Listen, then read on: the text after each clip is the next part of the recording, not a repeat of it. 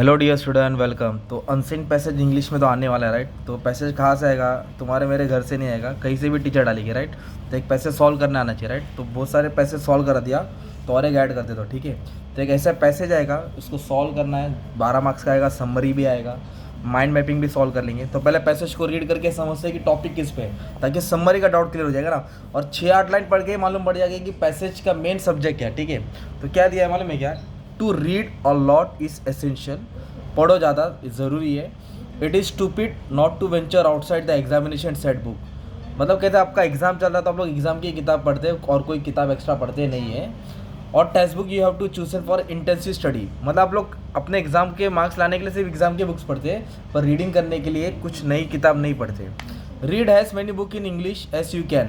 मतलब अगर इंग्लिश जानना है तो जितना हो सके उतना बुक पढ़ो। रास्ते पे पेपर गिरता है उसको उठा के पढ़ो, जो इंग्लिश में मिले वो पढ़ो। Not as a duty but for pleasure. मतलब ये नहीं कि कोई बोला है, खुद से खुशी होनी चाहिए कि पढ़ना है और समझना है और जानना है ना, so that we can speak English easily. Do not choose the most difficult books you find. अब एकदम खतरनाक वाला बुक सिलेक्ट कर लेंगे फर्स्ट टाइम पे, हार्ड वाला बुक, तो फिर इंग्लिश से नफरत हो जाएगी ना। तो वही बोला, do not choose the most difficult book you find with the idea of listing and learning as many new word as possible. Choose मतलब सिलेक्ट करो what is likely to interest you.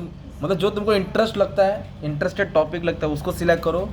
And be sure in advance that it is not too hard. जो भी किताब select करेंगे शुरुआत में वह hard नहीं होना चाहिए, फिर बोरिंग लगेगा, मन हट जाएगा, क्योंकि इंग्लिश सीखना है। You should not have to be constantly looking up new words in the dictionary. मतलब बच्चा क्या करता है, पढ़ता है फिर वही वर्ड को डिक्शनरी में ढूंढता है, पढ़ता है ढूंढता है, पढ़ता है ढूंढता है। नहीं, बार बार डिक्शनरी नहीं यूज़ करना चाहिए, क्योंकि बार बार ये बुक पढ़ने से फिर डिक्शनरी ढूंढने से for that dead ends interest, फिर इंटरेस्ट खत्म हो जाता है। एक किताब पढ़ रहा फिर नहीं समझा, मोबाइल से गूगल से सर्च कर रहा उसका मतलब, तो फिर ऐसा नहीं होना चाहिए। Check the real learning. खुद जानने की कोशिश करो इसका मतलब क्या हो सकता है। सेंटेंस पढ़ेगा तो वर्ड का मतलब आ जाएगा। Look up a word here and there, वो वर्ड का यहाँ वहाँ तराशो, but as general policy try to push ahead, उसको समझने की कोशिश करो। Guessing what words mean from that context. ये जो कॉन्टेक्स्ट मतलब जो पैसेज है, या इस पैसेज में जो वर्ड है, लाइन, वो क्या समझाना चाहता है, कोशिश करो, है ना। It is an extensive not extensive मतलब बहुत फैला हुआ, नॉट इंटेंसिव अंदर से कुछ नहीं, reading that normally helps you to get interested in extra reading and thereby improve your English. मतलब इंग्लिश सुधारने वाला पैसेज है, इतना रीड करके तो समझ में आ गया ना, जैसे एग्जाम में भी मालूम पड़ जाएगा। You should enjoy the feeling which extensive reading gives. मतलब जो अब अगर आप लोग 12th सब्जेक्ट में, 12th स्टैंडर्ड में 6 सब्जेक्ट है, तो वही किताब की इंग्लिश नहीं पढ़ना है। जो भी किताब मिले, जो भी न्यूज़पेपर मिले, जहाँ भी मैगजीन मिले, वो इंग्लिश वर्ड उठा के ढूंढ के पढ़ना पड़ेगा तुमको। Has you read you will become more and more familiar with the word.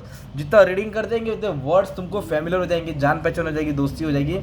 And sentence pattern, you will understand the pattern of the sentence, how they are using, you already know, and understanding them better and better has you meet them in more and more context. फिर जितना sentence इस्तेमाल होता रहेगा, कोई English picture देखा उससे dialogue कैसा बोला, डायलॉग बोलते उसका चेहरा कैसा था, थ्रिलर क्राइम मतलब एक एटीट्यूड वाला था या रोमांटिक वाला था, तो आपको एक्सप्रेशन भी समझ में आ जाएगा। Okay, this are the context, some of which में differ only slightly from others. हर किसी का बोलने का समझने का तरीका रहेगा। Some people say that we cannot learn to speak a language better than with the help of book. मतलब हम लोग लैंग्वेज नहीं स्पीक कर सकते बिना बुक के जैसा। To believe that spoken language मतलब बोलना and written language are quite different. लिखना हर किसी को आता है, बट वन जो लिखता है ज़रूरी नहीं कि वो बोल पाता है, वो बोल नहीं पाता है, अनेबल टू स्पीक। क्योंकि राइटिंग आता है, याद किया, पर जबान नहीं खुलती ना। तो लिखना और बोलने में दोनों में फ़र्क है। This is not so. तो ये अपना पैसेज हो गया, राइट। अभी खेल तो अभी चालू होएगा ना, तुम लोग को एग्जाम में 5 मिनट जाएगा रीड करने के लिए। जैसे मैंने 4 मिनट लिया, आप लोग 5 मिनट में रीड करेंगे। अब तुम्हारा पहला सवाल स्क्रीन पे ये रहा। अभी क्या पूछा है, based on the extract. Extract means the passage, तो एक्सट्रैक्ट वर्ड का भी मतलब मालूम पड़ गया, passage. Pick out and write down, उठाओ और लिखो द 2 करेक्ट सेंटेंस। मतलब 4 है, इसमें से 2 गलत है, 2 सही है, 2 गलत है और 2 सही है। तो अभी मैं रीड करके बताता था, मुझे बताना आंसर है। You must choose the most difficult book you can find to the read, ये गलत है। You must choose what is likely to interest you, हाँ ये सही है। You must read book for pleasure, yes ये भी राइट है। You should be constantly looking up new word in the dictionary, बार बार डिक्शनरी चेक करो बोला है, नहीं। तो 2 राइट मिला ना इसमें, सेकेंड और थर्ड। तो सेकेंड और थर्ड क्यों राइट मिला, क्योंकि तुमने पैसेज रीड किया है। क्या रीड किया है, सिंपल। तो 2 मार्क पढ़ने से आ गया। अभी नेक्स्ट सवाल क्या बोला है, write down the steps that are suggested to improve reading. Reading improve करने के लिए क्या स्टेप्स है तुमको लिखना है। तो स्टार्टिंग में दिया था ना, तो क्या क्या था मालूम है क्या, रीड जितना हो सकता है उतना, चौथा लाइन राइट, जितना हो सकता है उतना रीड करो। स्टार्टिंग में हार्ड बुक मत सिलेक्ट करो, है ना, और बार बार डिक्शनरी मत देखो, बार बार डिक्शनरी मत देखो, और रीडिंग करते हुए एंजॉय करो। क्या करो, तो इधर ही आंसर था, मतलब ये वाला आंसर रहेगा ना वो तुमको यहाँ ही मिलेगा। क्या बोला था, write down the different step that are suggested to improve English, है ना। और जो नेक्स्ट 2 मार्क का है, explain what some people say about learning spoken from our language. तो ये स्पोकन वाला नीचे दिया ना, तो स्पोकन और रिटन में फ़र्क है, जो लिखता है वो बोल नहीं पाता है। तो कैसे लिखा, some people say to that we cannot learn to speak in English better with the help of book, they believe that spoken language and written language quite different। मतलब ये जो टॉपिक वाला आंसर है ना तुमको लास्ट के 4-6 line में मिलेगा, ऐसा रहता है। एक तो रीड करने से आता है, एक आंसर ऊपर वाले पैराग्राफ में मिलेगा, एक आंसर नीचे वाले पैराग्राफ में मिलेगा। तो उसके बाद पर्सनल रिस्पॉन्स आएगा, क्या आएगा, तुमको खुद से लिखना पड़ेगा आंसर। ये आंसर किधर नहीं मिलेगा, तुम्हारे दिमाग में रहेगा। पर्सनल रिस्पॉन्स का मैंने अच्छे से बना दिया, ओके। तो सवाल है what will you do to improve your English, English को सुधारने के लिए क्या करेंगे। तो उन्होंने आंसर कैसा लिखा है, to improve my English I will read lot of books of various types, अलग अलग किताबें पढ़ूंगा। I will listen to the TV news in English, watch program and movies also in English if possible, try to understand the subtitles. I will participate in debates, debate में participate करेगा, discussion में हिस्सा लेगा, English speech writing में company school में college में हिस्सा लेगा ना। On when and also speak in English whenever possible, जितना हो सकता है मैं इंग्लिश को क्या करूँगा, स्पीक करूँगा। In this way I can improve my English skills, in this way I can improve my English skills. तो ये इस तरह खुद से लिखने का तुमको, मेन वर्ड उठा के तुम लोग सेंटेंस बना सकते हैं। तो ये 8 मार्क का सवाल हो गया, जो तुमको 6 में से ढूंढ के मिलेगा, खुद से लिखने का था। फिर आएगा ग्रामर, आएगा क्या आएगा, ग्रामर। तो ग्रामर में आपको ऑप्शन भी दिया रहेगा, तो पहले पढ़ना है कि करना क्या है। ग्रामर में इधर बोला है आपको मॉडल ऑक्सिलरी यूज़ करना है, क्या यूज़ करना है, और पॉसिबिलिटी शो कर रहा है, क्या शो कर रहा है, पॉसिबिलिटी। तो ऐसा चार्ट रहता है, आपको सीखे रहेगा, टीचर ने पढ़ाया रहेगा ना। तो सर्टेनिटी में वुड आता है, विल, पॉसिबिलिटी में माइट, एडवाइस मतलब समझाना, शैल, शुड, ऑब्लिगेशन मतलब मस्ट, एबिलिटी मतलब कैन, कुड। तो हमारा सवाल क्या है, you should enjoy the feeling that extensive reading gives. सवाल हो गया, शुड को अंडरलाइन बोला है, और उन लोगों ने बोला है कि अंडरलाइन वर्ड को रिप्लेस करके मॉडल ऑक्सिलरी इस्तेमाल करो, पॉसिबिलिटी बता रहा है। तो पॉसिबिलिटी में क्या आता है मालूम है क्या, में क्या आता है, तुम प्यार से शुड को हटा के क्या डालने का था, में। तो में तो नहीं है, तो में का भाई ये माइट है ना, में का भाई क्या है, माइट। देखो ना, में और माइट, तो माइट आंसर आएगा, क्या आएगा, माइट। हो गया।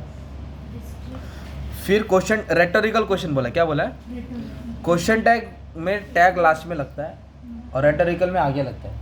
तो पहले मैं इसका क्वेश्चन टैग माना था, इट इज़ एक्सटेंसिव, क्या क्वेश्चन है, तो आप लोग कैसे आंसर लिखेंगे, it is extensive comma isn't it, क्या लिखेंगे, क्वेश्चन मार्क। पर इधर रेटोरिकल में इजंट इट आगे होना चाहिए, कहाँ होना चाहिए, आगे। तो इजंट इट आगे किधर है, बी वाला है, इजंट इट किधर आगे, बी वाला है ना। क्वेश्चन टैग में टैग लास्ट में लगाने का, क्वेश्चन टैग में टैग, और रेटोरिकल में टैग किधर लगेगा, आगे लगेगा। तो टैग कैसा, इज, इजंट इट, क्या आएगा, इजंट इट। फिर आपको वर्ड का मीनिंग ढूंढना रहेगा, ऑपोजिट वर्ड ढूंढना रहेगा पैसेज से। You should not have to be constantly looking up new words in the dictionary for the dead end the interest and check the real learning. किसको इधर लाइन मारा, dead ends, नाम से ही मालूम पड़ता है, डेड एंड मतलब खत्म हो जाना, क्या हो जाना, डेड एंड। नहीं, ट्रेन का लास्ट स्टॉप होता है ना, उधर क्रॉस बना रहता है, मतलब ट्रेन उसके आगे जाएगा नहीं, उसको डेड एंड बोलते हैं। तो इधर क्या वर्ड है, डेड एंड्स मतलब खत्म, क्रिएट्स मतलब बढ़ना होता है, डेवलप मतलब कुछ नया, डिमिनिश मतलब कम होना होता है। तो डेड एंड्स मतलब क्या होगा, डिमिनिशेस। डेड एंड्स मतलब क्या होगा, ऐसा रहता है, डेड एंड्स मतलब खत्म हो गया ना। फिर बोला you should enjoy the feeling with extensive reading gives the underline word. Extensive मतलब ज़्यादा, फैला हुआ, तो एक्सटेंसिव मतलब ज़्यादा होता है, क्या होता है, एक होता है इंटेंसिव मेरे पास देखो, एक होता है इंटेंसिव कल्टीवेशन। इंटेंसिव कल्टीवेशन मतलब खेती बाड़ी करना, छोटी सी ज़मीन में 2-4 चीज़ उगाना या घर के अंदर करना, इंटेंसिव बोलते हैं। क्या बोलते हैं, एक्सटेंसिव मतलब बहुत बड़ा मैदान में, बहुत ज़्यादा मैदान में बहुत ज़्यादा लेवल पे खेती करना, उसको बोलते हैं एक्सटेंसिव एग्रीकल्चर, जहाँ खेती हाई लेवल पे होती है। तो एक्सटेंसिव मतलब कवरिंग ए लार्ज एरिया, क्या है, कवरिंग है मतलब ज़्यादा हिस्सा कवर करना। तो ये 12 मार्क का क्या कवर हो गया तुम्हारा, पैसेज कवर हो गया। फिर इसके साथ आएगा 3 मार्क का तुमको समरी राइटिंग लिखना है। क्या लिखना है? 3 मार्क का summary writing.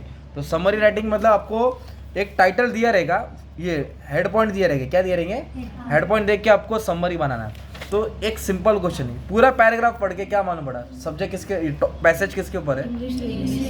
English speaking reading के ऊपर है ना। तो आप लोग लिख सकते हैं इंग्लिश स्पीकिंग या रीडिंग या इम्पोर्टेंस ऑफ रीडिंग या हाउ टू लर्न इंग्लिश। क्या है? How to learn. कोई भी टाइटल बना सकते हैं, सबका दिमाग एक जैसे थोड़ी रहेगा। तो तुमने क्या कर दिया? टाइटल बना दिया। तो उन्होंने डाला इम्पोर्टेंस ऑफ रीडिंग। क्या डाला? आधा मार्क इसका मिलेगा। 3 मार्क का समरी है। आपको 8 लाइन लिखना है। कितना लिखना है? 8 से 10। 8 से तो एक पैराग्राफ बनेगा। कितना पैराग्राफ बनेगा? एक पैराग्राफ बनेगा। स्टार्टिंग का 4 लाइन, लास्ट का 4 लाइन नहीं लिखने का। समरी में इधर का 4, इधर का 4, बीच की कोई भी 3-4 लाइन ले लो और ये हेड पॉइंट्स का पॉइंट्स बना दो, एक पैराग्राफ बन जाएगा। सिंपल टेंस में लिख देने के एकदम अच्छे से, एकदम सिंपल लैंग्वेज में लिख देने का। तो तुम लोगों ने अलग अलग टाइप्स के ग्रामर यूज़ किए ना, जैसे ये सब ग्रामर सीखे ना, एंड, बर्ड, वुड, जेरेंड वाला, टेंस वाला, हर एक के ऊपर एक एक लाइन बना के वर्ड्स को तुम लोग पैराग्राफ बना दो, है ना। क्वेश्चन में अलग अलग पैराग्राफ आएंगे, वर्ड आएंगे, तो एक पैराग्राफ बनाना है। क्या बनाना? और शॉर्ट में लिखने का। एक पैसेज, एक पैराग्राफ रहेगा। स्टार्टिंग का 4, लास्ट का 4 लाइन नहीं लिखने का, बीच का थोड़ा 3-4 लाइन यूज़ कर सकते हैं। मतलब ये सेंटेंस बढ़ा दिया, इसको शॉर्ट में लिखना है। तो सिंपल कंपाउंड चेंज करके इस तरह तुम्हारा ये समरी तैयार हो जाएगा। क्या तैयार हो जाएगा? तो ये तुम्हारा हो गया प्रैक्टिस, राइट। अगर तुम लोग को और एक प्रैक्टिस करना है तो उसका स्क्रीनशॉट ले लो और सॉल्व कर लो, राइट। देखो ये पैसेज है इधर गोल वाला, थोड़ा उठा देता हूँ ताकि तुम लोग ले लेंगे, राइट। इससे इसका स्क्रीनशॉट ले लो और प्रैक्टिस करके तुम लोग ट्राई कर लेना, ठीक है।